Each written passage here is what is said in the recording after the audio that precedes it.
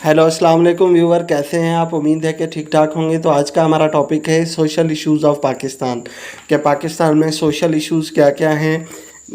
ठीक है, तो सब पॉइंट टू पॉइंट इसको डिस्कस करेंगे। तो सबसे पहला सोशल इशू है अनएम्प्लॉयमेंट। यानी पाकिस्तान में जो अनएम्प्लॉयमेंट का रेशो है वो बहुत ज़्यादा है। पाकिस्तान में ज़्यादातर लोग जो है वो बेरोज़गार हैं, उनके पास जॉब्स नहीं हैं।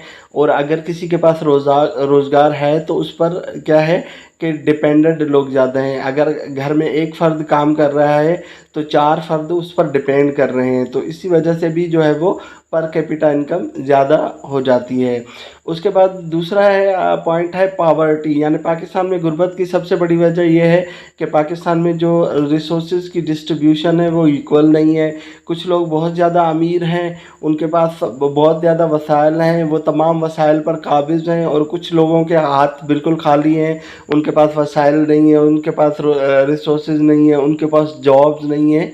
तो ये भी एक बहुत बड़ा इशू है।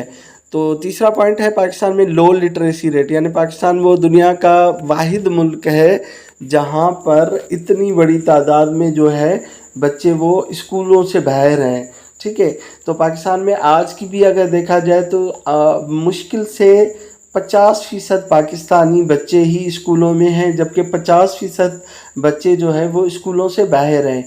तो जब एक मुल्क में इतनी बड़ी तादाद में बच्चे स्कूलों से बाहर हों तो वो मुल्क किस तरीके से तरक्की कर सकता है। ठीक है, तो पाकिस्तान का सबसे बड़ा मसला क्या है? हमारा लो लिटरेसी रेट है।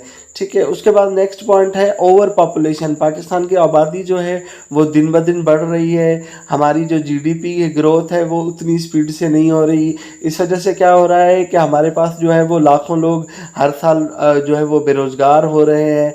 ठीक है, जब बेरोज़गार हो रहे हैं, काम नहीं हो रही, तो उनका स्टैंडर्ड ऑफ लाइफ जो है वो गिर रहा है। पर कैपिटा इनकम जो है वो गिर रही है। उनकी कंजप्शन की जो वो है वो सलाहियत है वो ख़त्म हो रही है। ठीक है, अच्छा, उसके बाद नेक्स्ट पॉइंट है lack of health facility. Pakistan में क्या है कि पाकिस्तान में सेहत की सहूलतें बहुत कम है। आप हर रोज़ देखते होंगे कि पाकिस्तान में तकरीबन 30% बच्चे ऐसे होते हैं जो पैदा होने से पहले या पैदा होते ही मतलब है 1-2 दिनों में वो फोत हो जाते हैं। उसकी वजह मेन चीज़ क्या है कि पाकिस्तान में प्रॉपर जो हॉस्पिटल हैं वो नहीं है, प्रॉपर डॉक्टर्स नहीं है, प्रॉपर उनको जो है निगहदाश्त वार्ड में नहीं रखा जाता। तो ये एक मेन जो है वो इशू है। उसके बाद है लैक ऑफ लीडरशिप। लीडरशिप का भी पाकिस्तान में बहुत ज़्यादा फुकदान है। यानी हमारे पास पावर हासिल करने की वजह सिर्फ कुर्सी मानी जाती है ताकि मेरा हुक्म चले, यानी रिस्पॉन्सिबिलिटी नहीं ली जाती। तो पाकिस्तान को आज तक कोई भी ऐसा लीडर नहीं मिला जिसने रिस्पॉन्सिबिलिटी का मुजाहरा किया हो। ठीक है, तो लैक ऑफ लीडरशिप है। उसके बाद नेक्स्ट पॉइंट है करप्शन। पाकिस्तान का जो करप्शन में इंडेक्स है वो दुनिया में आपको पता है कि किस नंबर पे आता है। यानी पाकिस्तान दुनिया के मोस्ट करप्ट तरीन ममालिक की में आता है। ठीक है, उसके बाद है लैक ऑफ इंफ्रास्ट्रक्चर। पाकिस्तान में इंफ्रास्ट्रक्चर की बहुत कमी है। हमारे पास जो है वो रोड नहीं है प्रॉपर, हमारे पास रास्ते नहीं है, मोटरवेज नहीं है, हमारे पास जो मॉडर्न जो रेलवे का इंफ्रास्ट्रक्चर होता है वो नहीं है, हमारे पास रेलवे का निज़ाम अच्छा नहीं है, हमारे पास जदीद ट्रेनें नहीं है। ठीक है, तो ये जो है वो पाकिस्तान का एक इंफ्रास्ट्रक्चर का इशू भी है। उसके बाद है जी लैक ऑफ इलेक्ट्रिसिटी। पाकिस्तान में इलेक्ट्रिसिटी का बहुत शॉर्ट है। पाकिस्तान में जो है वो बिजली की जितनी पैदावार हमारी जो ज़रूरत है वो 25,000 मेगावाट है, लेकिन हम प्रोड्यूस करते हैं 16,000 मेगावाट। तो फिर वो कहाँ होती है? तो 9,000 मेगावाट का जो शॉर्टफॉल है वो फिर लोड शेडिंग करके पूरा किया जाता है। ठीक है, उसके बाद अगला पॉइंट है lack of water and dam. यानी पाकिस्तान में क्या है कि पानी की बड़ी जो है वो कमी रहती है।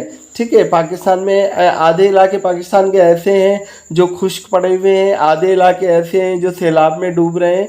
तो पाकिस्तान दुनिया का अनोखा मुल्क बन गया जिसमें दोनों चीज़ मसला रहता है। वो क्यों रहता है? क्योंकि हमारे पास डैम नहीं है। हिंदुस्तान ने 1947 से लेकर अब तक तकरीबन 3,500 डैम्स बनाए। جبکہ پاکستان نے صرف 150 ڈیم بنائے ہیں. تو یہ بھی ایک بڑا ایشو ہے کہ ہمیں زیادہ سے زیادہ چھوٹے چھوٹے ڈیمز بنانے چاہیے، تاکہ ہم اگر ڈیمز بنائیں گے تو ہمیں ہمارے اندر پانی کو اسٹور کرنے کی صلاحیت ہوگی، بجلی پیدا کرنے کی صلاحیت ہوگی. ٹھیک ہے. اس کے بعد ہے جی اگلا پوائنٹ ہے نیچرل ڈیزاسٹر. پاکستان میں جو ہے وہ نیچرل ڈیزاسٹر بہت زیادہ آتے ہیں، یعنی زلزلہ آتا ہے، آپ کا جو ہے وہ سمندری طوفان آ گیا، آپ کا سیلاب آ گیا، آپ کی جو ہے وہ جو ہے یہ ہے ہیٹ اسٹروک آ گئی. تو بہت زیادہ جو نیچرل ڈیزاسٹر ہیں وہ بھی آتے ہیں پاکستان میں. اس کے بعد ہے لیک آف فائنانس. پاکستان میں پراپر فائنانشیل انسٹیٹیوٹس نہیں ہیں. ہماری جو بینکس وغیرہ کام کر رہی ہیں وہ اتنی اچھی نہیں ہیں، ان کے پاس اتنا سرمایہ نہیں ہے کہ وہ بزنس کے لیے دے سکیں. اس کے بعد ہے lack of foreign investment. Pakistan میں نہ لوکل انویسٹمنٹ ہو رہی ہے نہ فارن انویسٹمنٹ ہو رہی ہے. تو اسی وجہ سے جو ہماری انڈسٹری ہے وہ جو ہے وہ گرو نہیں کر پا رہی. جب ہماری انڈسٹری گرو نہیں کر پا رہی تو امپلائمنٹ جنریٹ نہیں ہو رہی. امپلائمنٹ جنریٹ نہیں ہو رہی تو جو نوجوان ہیں وہ بے روزگار گھوم رہے ہیں، ان کو جو ہے وہ نوکری نہیں ملتی، ان کی غربت ختم نہیں ہوتی. ٹھیک ہے. اور اس کے بعد ہمارا لاسٹ پوائنٹ ہے ایگریکلچر ایشوز. ٹھیک ہے. ایگریکلچر ایشوز کیا ہے؟ پاکستان میں لاکھوں ایکڑ رقبہ زمین کا ہے جو فرٹیلائزر زمین ہے، زرخیز زمین ہے، جس پہ ہم کاشتکاری کر سکتے ہیں، لیکن ہم اس وجہ سے نہیں کرتے کیونکہ جو ہے وہاں پر سم ہے، تھور ہے، سم اور تھور کا مسئلہ ہے. ٹھیک ہے. وہاں پر خشک سالی ہے، ہمارے پاس پراپر جو ہے الیکٹرکسٹی نہیں ہے، پراپر ہمارے پاس واٹر نہیں ہے، پراپر سرمایہ نہیں ہے جو ہم اس پر وہ لگا کر اس کی پیداوار کو بڑھا سکیں. تو یہ کچھ مین ایشوز تھے جن کو آج ہم نے ڈسکس کیا. ویسے اگر پاکستان کے سوشل ایشوز پہ ہم بات کریں تو تقریباً میں کہتا ہوں کہ 15 گھنٹے کی ویڈیو بھی کم لگے گی. تو میں امید کرتا ہوں کہ آپ کو کچھ سمجھ آیا ہوگا. ملتے ہیں پھر نئی ویڈیو میں، تب تک اپنا خیال رکھیے. پاکستان زندہ باد.